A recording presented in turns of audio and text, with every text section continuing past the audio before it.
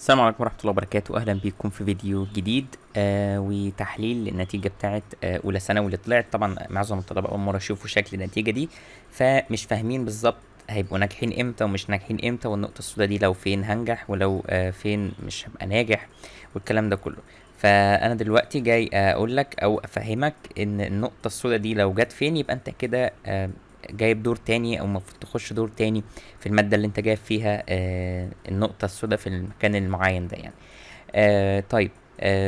في البداية كده طبعا لو انت لسه ما جبتش النتيجة سواء أولى أو تانية ثانوي، هتلاقي اللينكات أسفل في الديسكريبشن أو في أول الكومنت عشان تقدر تخش تجيب النتيجة بتاعتك.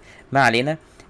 نبدأ نحلل. بالنسبة للعمود ده كله، يعني هو بيمثل مدى تفوقك في المادة من فوق لتحت كده. طبعا الأزرق ده يبقى أنت ممتاز أو متفوق في المادة، اللي تحتيه جيد جدا أو جيد، وبعد كده مقبول، اللون اللي هو اللي قبل الأخير ده، واللون الأخير الأبيض ده يبقى انت كده جايب دور تاني.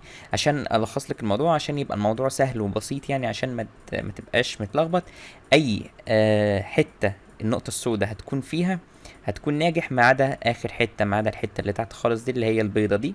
لو النقطه جت فيها يبقى انت كده راسب في الماده مش في السنه، وعندك دور تاني في الماده دي. وقت الدور التاني بقى تبقى تروح تمتحن يعني ان شاء الله، او تمتحن في البيت او ايا كان، يعني تمتحن ازاي.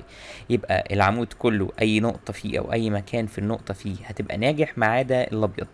ما عدا الابيض هتكون ليك دور تاني. لازم النقطة كلها تكون في الابيض، كلها يعني مش جزء منها. يعني لو هي واقفة في النص كده مثلا، نص فوق ونص تحت، يبقى انت ناجح كده بالظبط، يعني بنفس جايب زي ما بيقولوا على الحروكروك كده، ناجح بالدرجة المظبوطة يعني. لكن لو النقطة كلها تحت هنا في الأبيض ده، يبقى أنت كده معاك دور تاني. أظن كده واضح ومفهوم. وبرضو ممكن تخش على الجروب بتاعنا على فيسبوك، هتلاقي برضو اللينك أسفل في الديسكريبشن. تسأل هناك أو تنزل نتيجتك هناك، والناس كلها هترد عليك أو هتساعدك هناك يعني. ده كان كل حاجة في الفيديو. أي سؤال بقى عندك، أي استفسار، سيبهولي في الكومنتس تحت وأنا أرد عليك. يبقى أي نقطة أو أي حتة، أي لون النقطة السوداء هتكون فيه هتبقى ناجح، ما عدا اللون الأبيض اللي تحت، يبقى أنت كده راسب وجايب دور تاني في المادة.